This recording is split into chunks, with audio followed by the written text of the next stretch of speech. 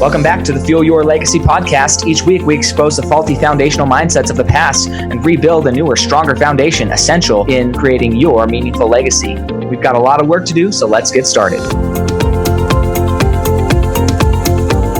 As much as you like this podcast, I'm certain that you're going to love the book that I just released on Amazon, Fuel Your Legacy, The 9 Pillars to Build a Meaningful Legacy. I wrote this to share with you the experiences that I had while I was identifying my identity, how I began to create my meaningful legacy, and how you can create yours. You're going to find this book on Kindle, Amazon, and as always on my website, samknickerbocker.com.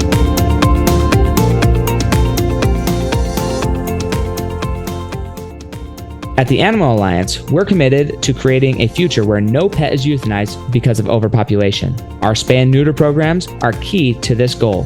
Visit theanimalalliance.org to learn how you can help. Your support could make a world of difference. Welcome back to the Fuel Your Legacy show. And today we have another great guest that was introduced to me by a former guest, which I'm really grateful for the introduction. Her name is Valerie Grandinetti. Is that right? There it is. Grandinetti. Okay. There it is. I got to figure this out. Dyslexia is a fun trait. Makes things more exciting, more creative ways to say names.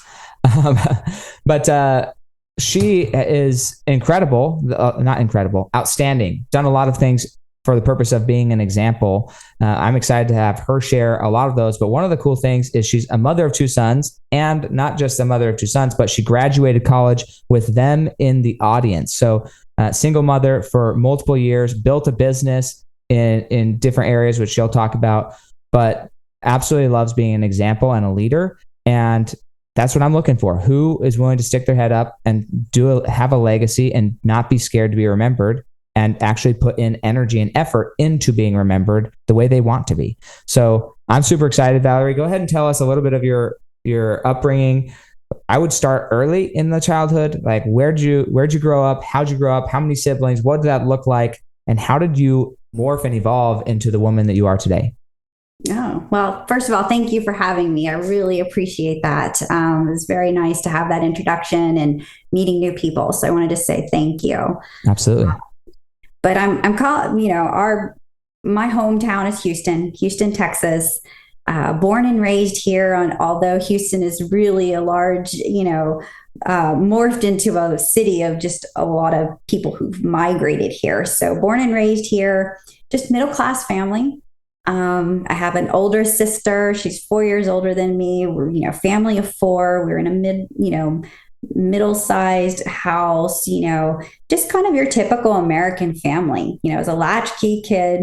So I largely, took on, a lot of responsibilities. I think that, my generation having children, we tried to take all those responsibilities off, but our generation, we just had, you had to take care of things, and that's just how it was. You had two parents working, so you're at home a lot, and things of that nature. And I talk about that because that was probably the foundation of who I became, because 2 things happened very early on in my childhood. My mom handed me the checkbook and the bills and said, I need you to write out a budget.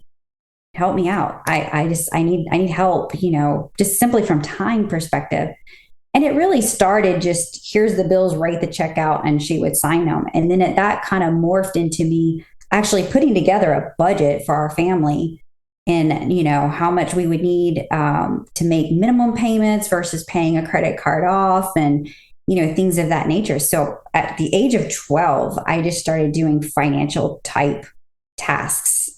So really numbers has just been kind of a big thing for me from a very, very, very beginning. And then my dad, air conditioning technician, he knew commercial, residential, and eventually started his own side hustle business. And that's kind of where I started to understand and learn entrepreneurship and what that all entails, having that full-time job and then juggling and doing jobs after work and on weekends, and then trying to market your company. My dad would pay me a little bit of money for every person I could bring in for a customer for him. So I started learning marketing and things like that. So just at a very young age, I was exposed to a lot of stuff right away. That's awesome.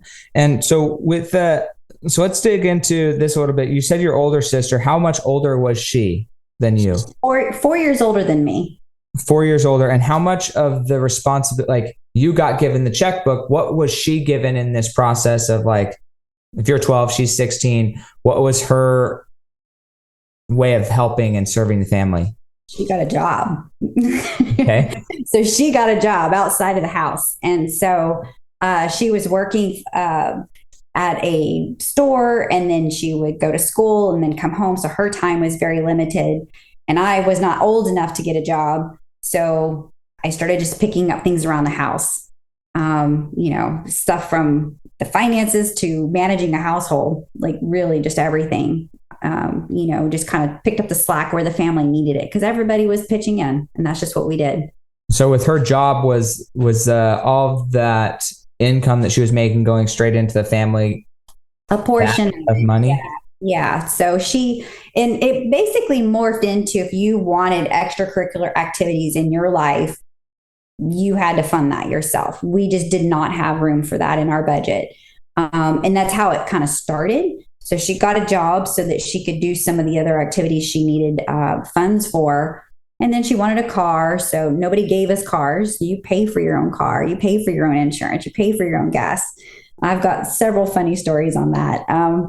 But yeah, so, then she had to fund her own way and her own transportation. That was not a part of our budget at all.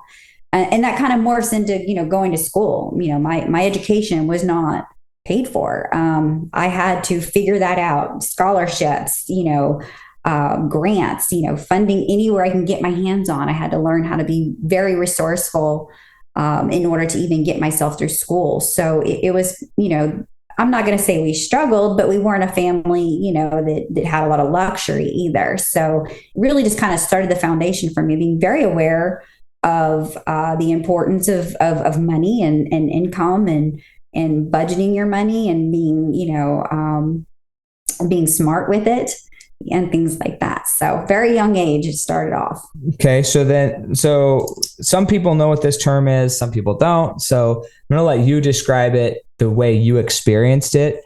But the idea of being a latchkey kid, what does that mean for the people who don't really know what that means? Well, the term comes from having, to wear your key around your neck, basically, because when you get home, there's no one there to open the door for you and greet you. You're walking into an empty home, and you need to be able to unlock the door and get inside. So basically, you're on your own. I grew up in that generation where, you went to school and you came home, and I had chores to get through. I had homework to get through, and then I was allowed to go outside and play. And at some point, my parents would come home for dinner, but there was no cell phones to check in. You just did what you were supposed to do. And you were at the home by yourself quite a bit of time.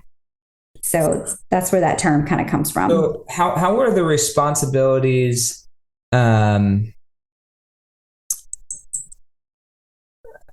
communicated from the adults to the children that, like, hey, this is the expectation? I have 3 kids, and trying to teach my kids that this is the expectation, it doesn't almost never happens the way I explain it to them, So like, so then in my life, right, we have consequences, we have punishments, we have like all this other stuff that happens, right? So it sounds really beautiful, like, hey, I just came home, I had the key, I did what I was supposed to do, I was very adult about it, and I think to a large degree, maybe you were at 12 years old. But training that takes time and understanding. So what was that like? How did you come to the awareness that, like, I was going to do it with or without anybody around? I was afraid of mom. Okay, that's good. See, this is it. I don't know what the answer was going to be, but I don't know how else to say that. We had a disciplined household, and if you didn't do what you were supposed to be doing, you're going to get a spanking. You're going to get grounded, and it wasn't, oh, you're not going to get to play on a video game. I mean, go get the belt. You're going to get a spanking. So, I mean, it was a much more fear-based, foundation, of course. And I know that's like taboo that people don't want to talk about anymore. but that's the truth, Valerie, I want to talk about it. Yes, Just so you know, we're going to have the conversation. You do not want to tick off mom. It's that whole dynamics of parenting was definitely, I think, different back then than it is now. And so, yeah, I mean, at a very, very, very young age, my mom and dad were very strict. When we were at the dinner, you had your dinner table manners so that when we went to a restaurant, you knew what to do. And, that's just how it was. There was never any wiggle room with that regard, and there was definitely consequences that you feared. So by the time I was 12, I was already trained, if you will. Somebody gives you something to do, you do it, and then I think a part of that is just also my personality as well. To your point, my mom would say, okay, I need you to, take care of this. And it just kind of morphed into that. So I created a schedule for myself. On Mondays and Wednesdays, I'm going to vacuum and dust. On, Tuesdays and Thursdays, I'm going to do this. And then when I started taking over, finances, I would, put things in, what day they needed to be paid. And, I was just always an organized person just by nature. And I think that also has to do with just who I am. Mm-hmm. And, my DNA, if you will, sure. On just how I work, and just try to stay organized. And so, but yeah, I mean, it was just from the very, very, very young age, you just don't want to piss off mom. So was, do you as a child remember like any conversations between your parents, overhearing, seeing anything like that, of determining who was going to be the person to be feared? Like, did you also fear your dad, or was it mostly your mom, the one that was like, yeah, don't piss off mom, but dad's more lenient? Like, because this is a different dynamic in every household. But I didn't know where this conversation was go. You knew that from the beginning, right? Yeah. I'm really excited we're having this conversation. How did they determine who was going to be the person to be feared, and what was, without like disparaging your mom, because that's not the purpose here. Yeah. And hopefully she stands by everything she did as a mother. Turned out great. So, what were some of the things that were put in place that were to fear and were to say, look, if you don't do these things, these are the consequences of lack of doing it? To answer your question, between the two parents, it was mostly mom, which I do come from a very traditional background. And so having said that, I think that's how it should be.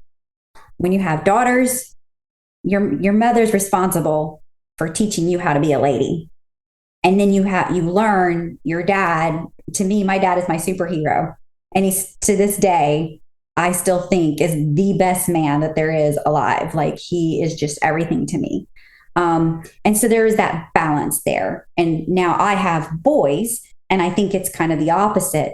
They need to have their father teach them how to be a man, and then they have a mother who's the little bit softer side. Now, having said that, obviously it's an ebb and a flow, and these roles that we put on traditional, sexes is, can interchange and things.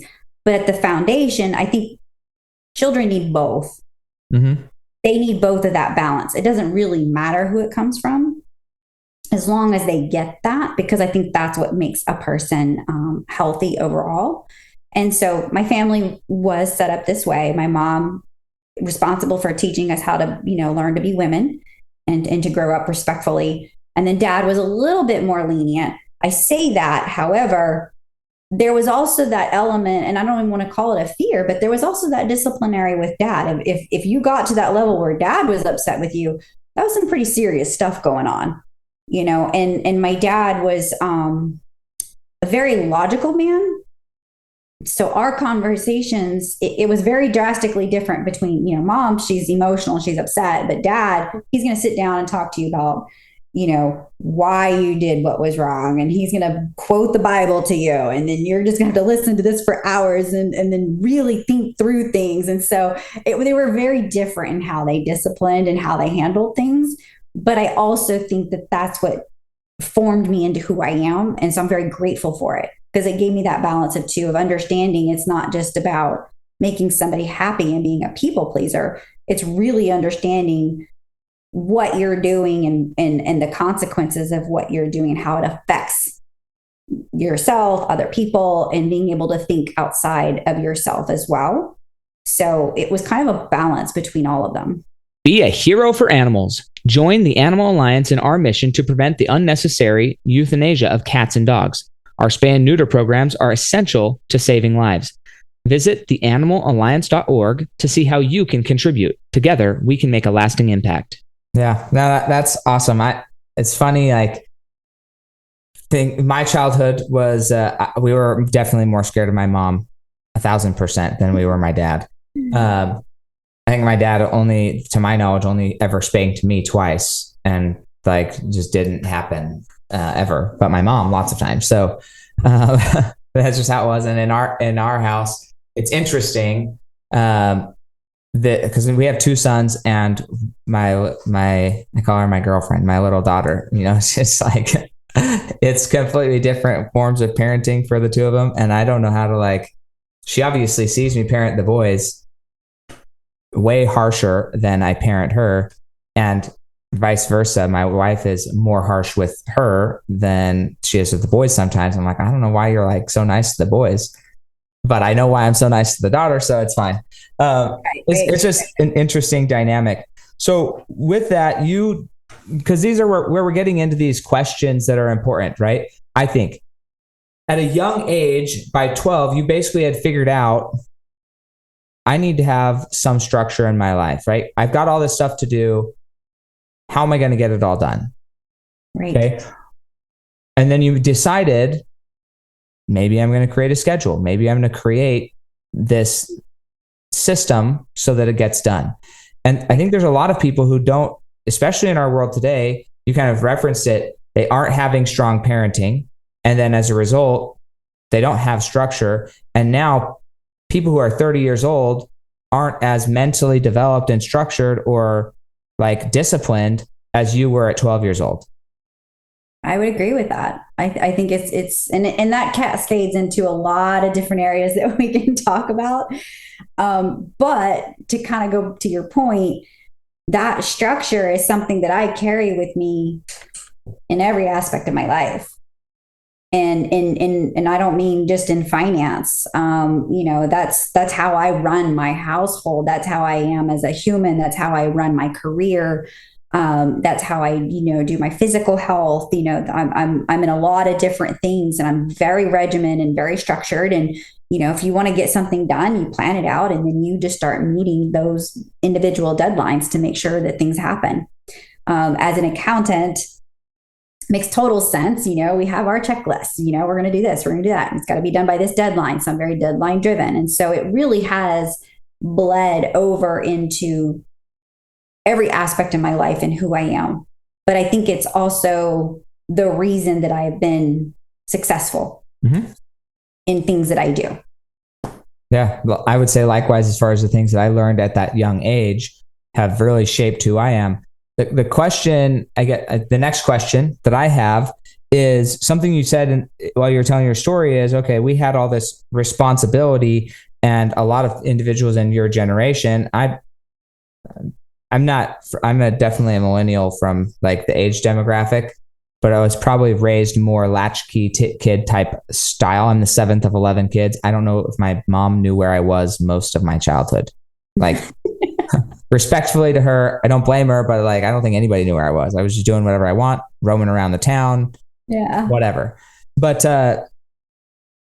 how do you, for you, what was the process of like, okay, I want to remove some of this responsibility because I didn't enjoy it necessarily. I didn't enjoy being scared of my parents. I didn't enjoy those things.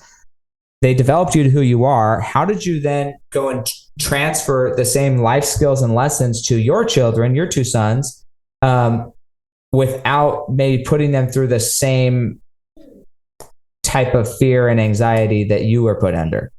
That's a very good question. I have a wonderful video of my son and I going, we did a hike in Phoenix, and we got to the top of Camelback Mountain. I sat him down, and I do not know what came over me, but I turned my camera to the two of us, and I just said, how is it like growing up in a household with divorced parents since he was the age of 3, and his brother was 1. What did that do to you, and how did that affect you?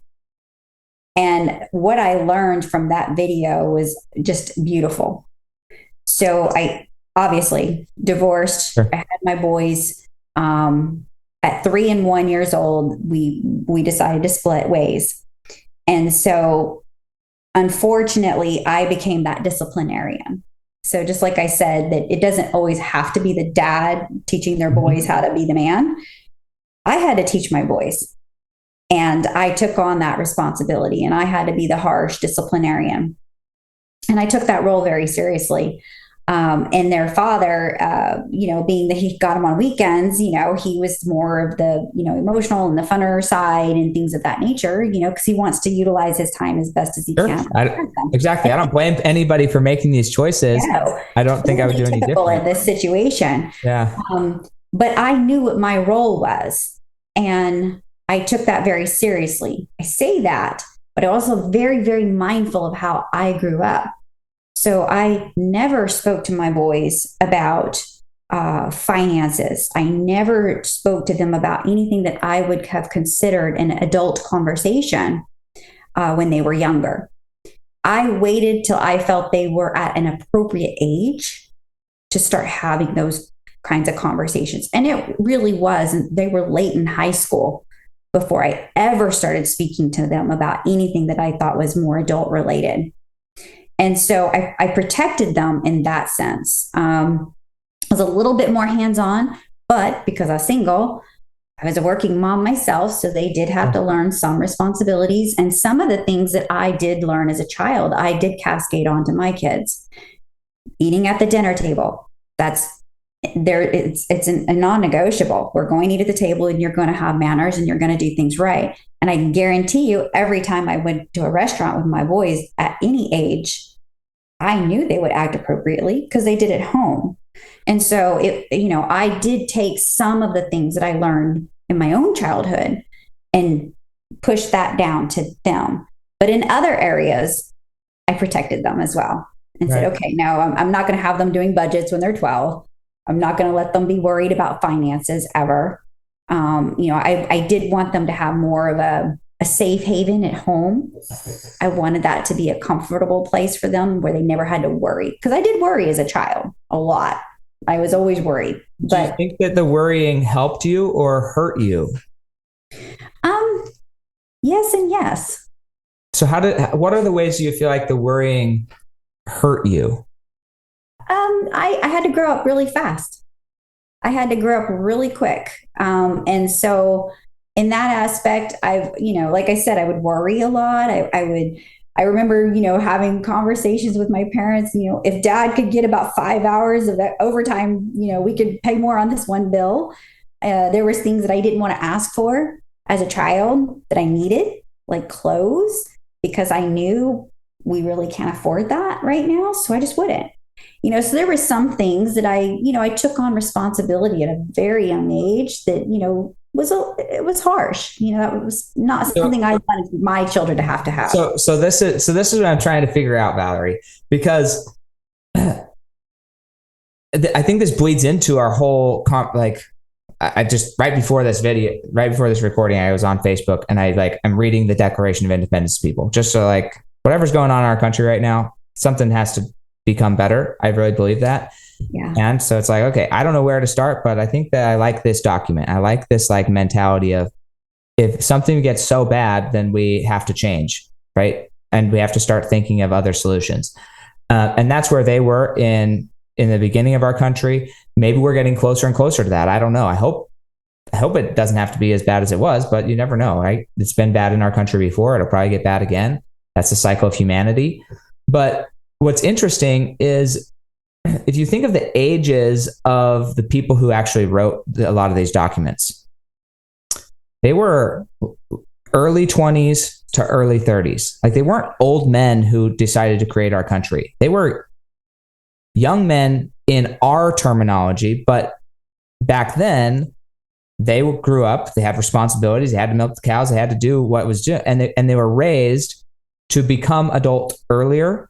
And I don't think that's a bad thing. So then what's interesting is, as a culture, we try and shield our children because we believe that there's this virtue in having a childhood from like age 7 or 8 to 18, whereas 300 years ago, by the time you're 18, not even 300 years ago, let's go back to World War, like 100 years ago.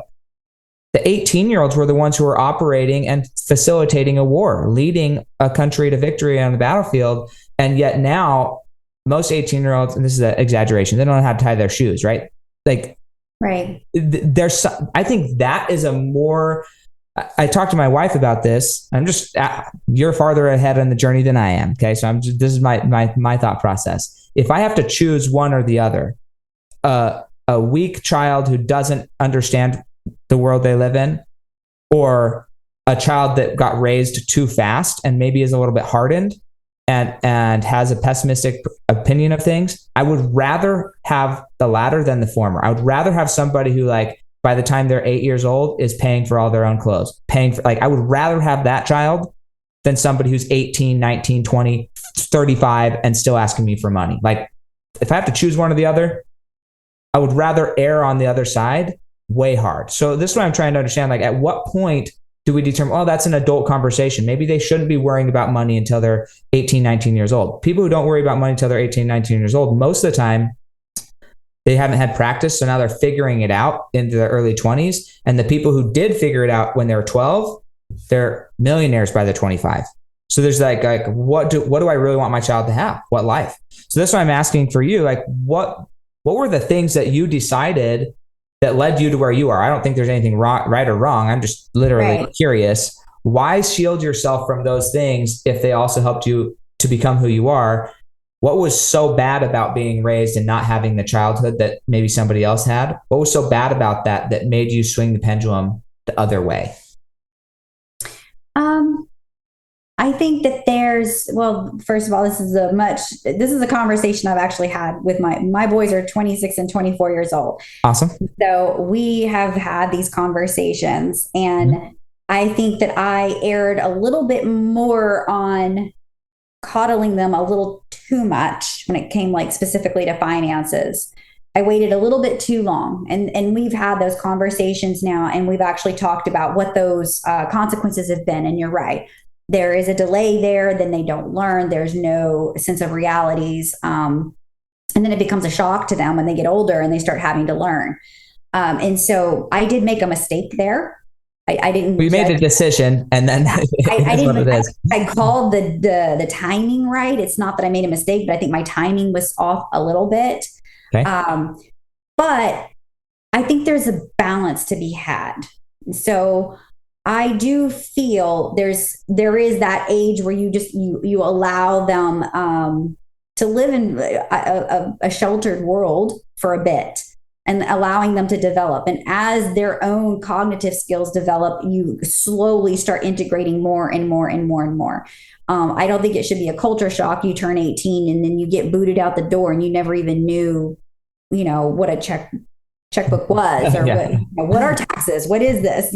Right. I've had that conversation with my son. The first job he got, and he was like, "Who is this FICA person? Why are they taking all my money?" And so, right, that's me. I'm the accountant. I take it out every week. I do think it's a progression that as they get older, you start giving them more. So there is a balance there, and it's not that my childhood was absolutely so horrific that I had to do this. I think it was more that, I don't feel it was timed right. And so I wanted to do things a little bit different. And I think that as parents, we always want to do more for our children than what was given to us. And it doesn't matter how good your life was. You just have something in you when you're holding this little baby. I just want to give you more. I want to give you more than what I had. I want you to have a better life. And it has no attestment to that your life was horrible. Mm-hmm. So I would argue with you that there wasn't anything that was absolutely horrifying that my childhood. Did I grow up faster? Yes. But when I'm holding this little baby, it's like, I want to do things a little different. This is how I want to do things based off of what I knew in my own experiences. I'm going to wait a little bit on these things, but I am going to implement those things. And I think that's how we grow as a society, is we all want to do better for for our children. We want them to have a better life. And that's what keeps us growing. And that's what keeps us, as a society to grow. But I also do think that it's very cyclical. This is the whole humor of it, is like, hard times create strong men create easy times create like problems become or hard times, and then anyways, whatever the phrase is, doesn't matter. The point is, like, at what point, what is the balance to learn from history? Because I agree with you, the human nature aspect says we should make it better for our kids than we had it. That's a human nature aspect. The question is, how much can we as a humanity override the human nature aspect and say, you know what, some things aren't meant to be better for them. Some things actually, like, they're actually supposed to be the way they're supposed to be. I think of, like, I grew up on a farm. Our neighbors were horse trainers. When a horse was born, so when a horse got trained, it got trained and went through all the same things. And then it got put out to use for whatever purposes it needed to be used for. So it had general training, and then it had more specific training. So if it was going to cut cows, it had general training, then cut cow training. Then if it was for roping. If it was going to be a family horse, it got a lot more extra training to really make it a calm horse. Like, every horse had a different level of training based on what its objective was. But all of it had general, like, you need to know when to eat. You need to not be freaking out if there's a snake or like something by your feet. Like, there's certain things that every horse needs to know.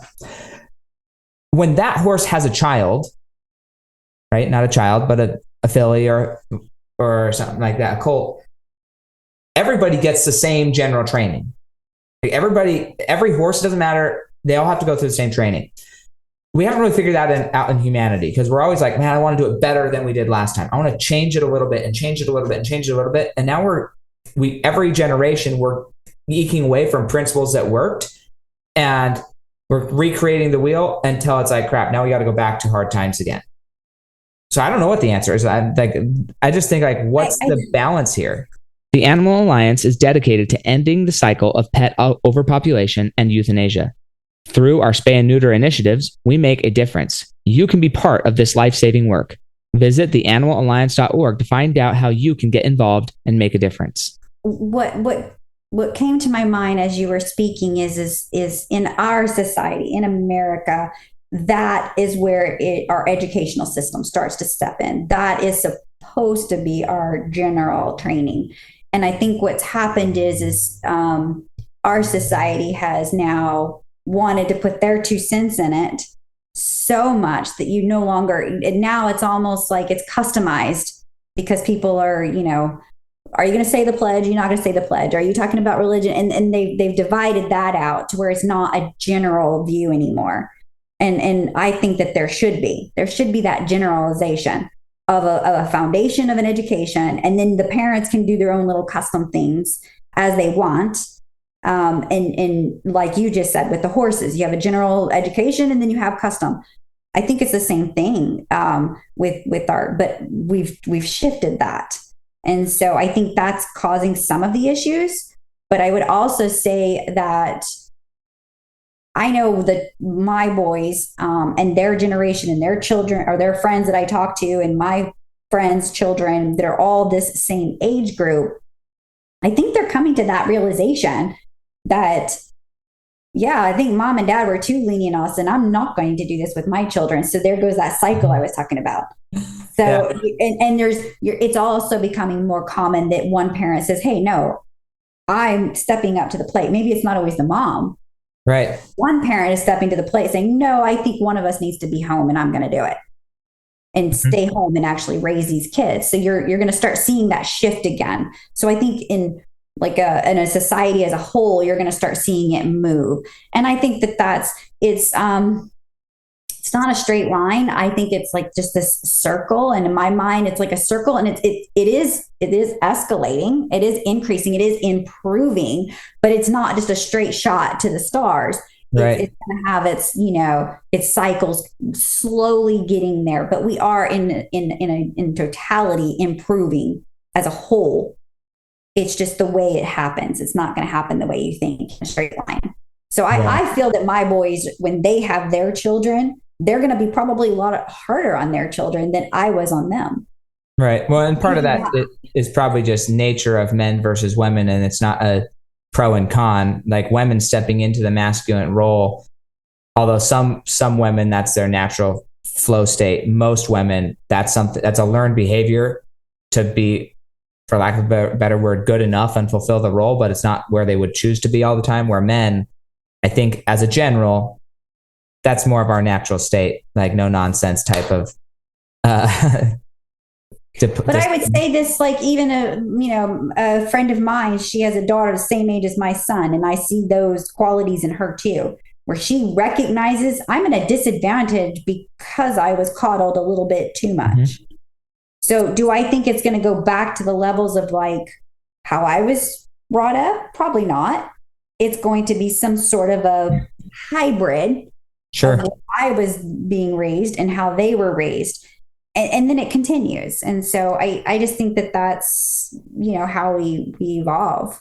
Yeah. And it's hard. Like, I don't think that I wish that we could get away with some of the stuff that happened in my childhood, but I don't know if we can anymore with social media and the way everything is shared. I don't think you can't raise kids the same way. I will say that for me, and we'll see which way is the right way. I don't know. I liked the way I was raised we were all involved in the family budget. We all knew what was going on. It was a family ordeal to make sure that we made it financially.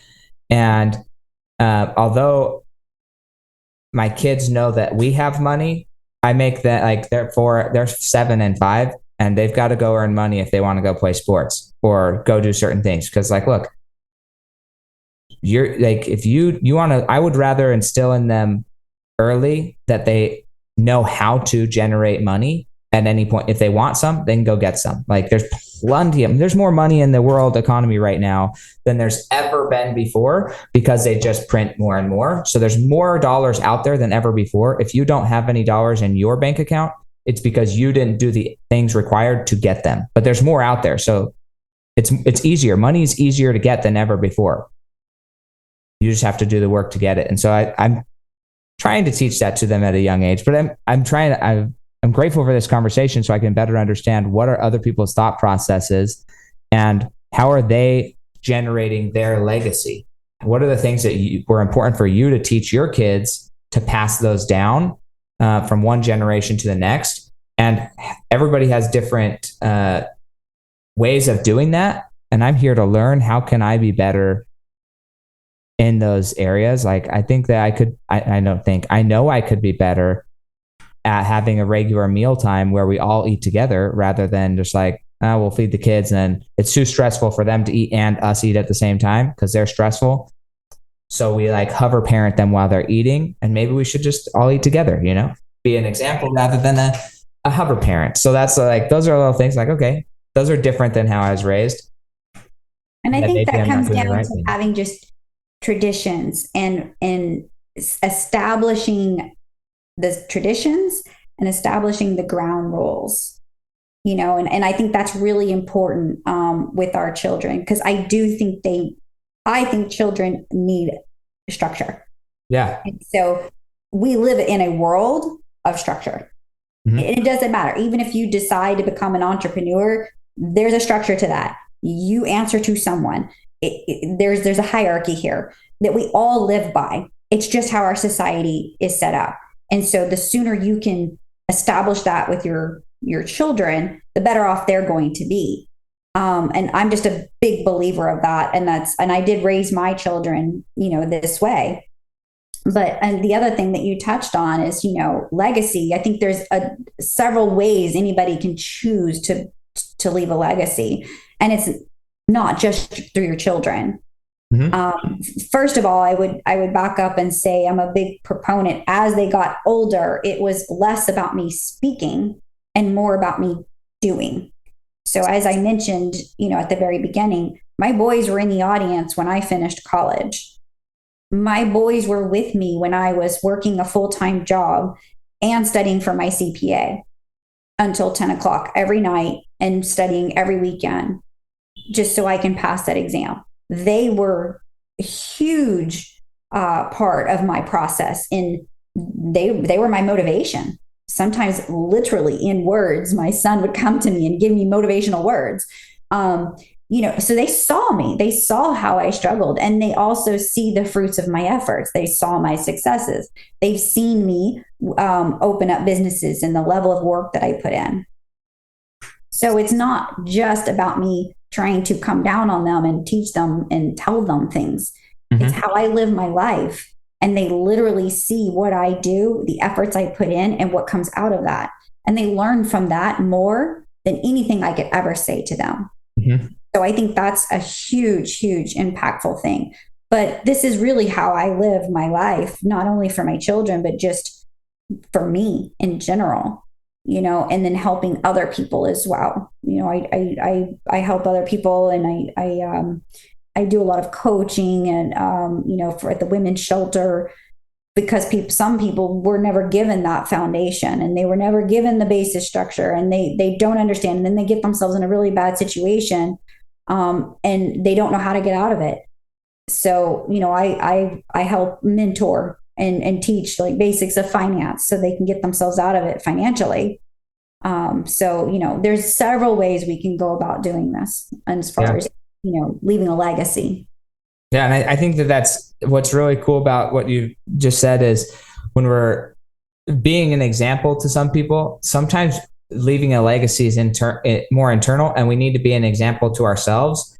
And sometimes we don't want to do stuff, but if we can say, look, we're doing this to be an example to ourselves, to say, hey, we did this, then sometimes we will do stuff for our future self or our past self, or just to like train our body.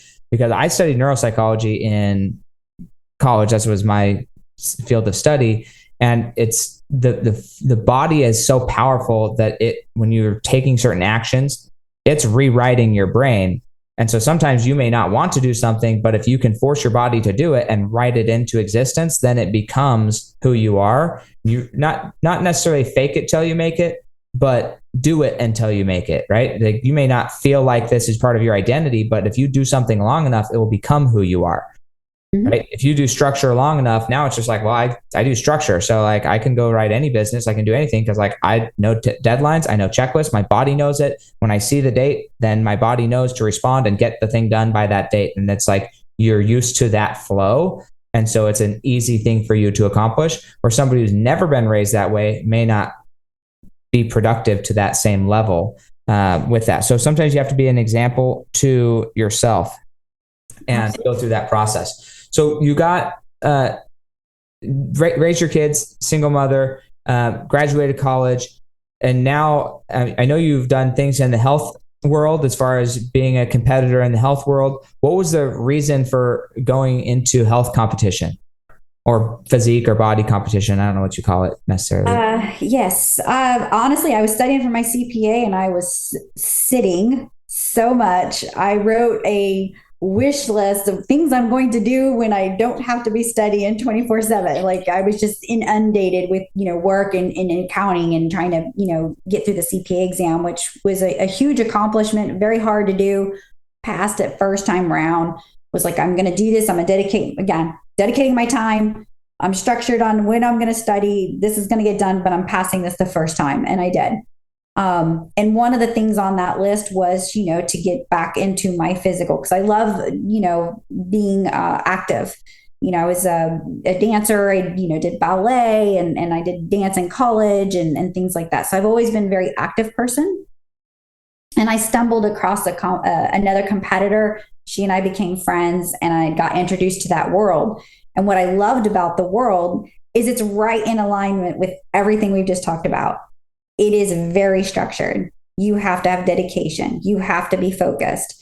I'm very regimented about the exercises I'm doing, to the time that I do them, to the foods that I eat. I mean, it's literally right in alignment with everything we just talked about. So for me, it just fit with my personality. So I just started doing them, and I did very well with very minimal training. At the very beginning, I had no idea what I was doing, and I was still placing and doing well. So I was like, okay, this is something that's fun for me. And so I continue to do it. And so I still do it. I'm going to be competing in a few weeks from now.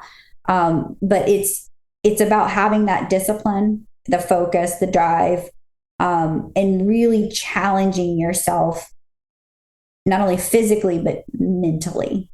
that I love about it. And it's just right in alignment with everything we've talked about.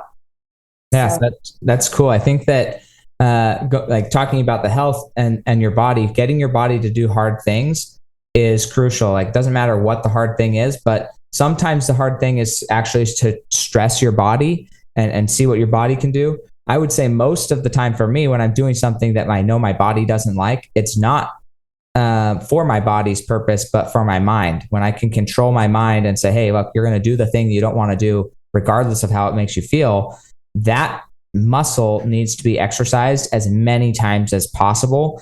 And if you can strengthen that one muscle, the world's your oyster. If you can't strengthen that muscle, if everything you're doing is based off of pleasure rather than purpose, it's going to be very, very difficult to accomplish anything in life. And so I think that muscle is what makes people great. Sometimes it's forced onto you. If you're a single mom, you have to develop a certain muscle of doing things that you don't want to do because there's other people who expect it of you. What's really exciting is once you can have that expectation of yourself, or once you can start having the internal desire to have that muscle exercise rather than having an external must that it exercise, but say, hey, I'm going to go chase the thing that makes me uncomfortable. I'm going to go do the thing that terrifies me the most. That's what I'm going to choose to do. And I'm going to do it until it doesn't terrify me. And then I'm probably still going to keep doing it because it's still good for me. And I'm going to go find something else that terrifies me, something else that's hard, something else that's pushing me and advancing my mindset in that way. So yeah, I super appreciate you sharing that kind of last little tidbit. If somebody wanted to work with you either as a CPA or maybe get some coaching or mentorship in another way, where would the best place be to reach you? I have a website for my consulting, and that's vitalitycfoconsulting.com is the website. And then on there's my email and phone number and everything, so people can contact me that way. But yeah, I'm more than happy to help out. Like I said, I've worked with the women's shelter.